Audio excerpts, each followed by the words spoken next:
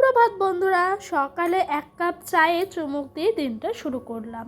সারাদিনের ব্যস্ততম দিনে প্রত্যেক দিন একটাই রুটিন থাকে, কি রান্না করব। আজ বাড়ির থেকেই কচুগুলোকে তুললাম।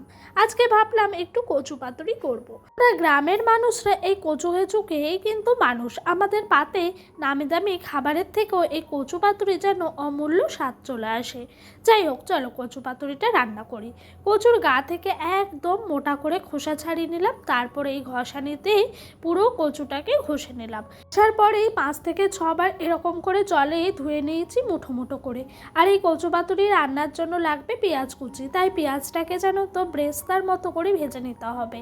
আর এই কচু পাতুরির সঙ্গে লাগবে রসুন বাটা, জিরে বাটা, হলুদ, লঙ্কার গুঁড়ো, এগুলোই মশলা, আর কিচ্ছু নেই। তারপরে যখন পেঁয়াজটা ভাজা হয়ে গেল, মশলাগুলো দিয়ে নাড়াচাড়া করে নিলাম। তারপর এটা দিয়ে দিলাম।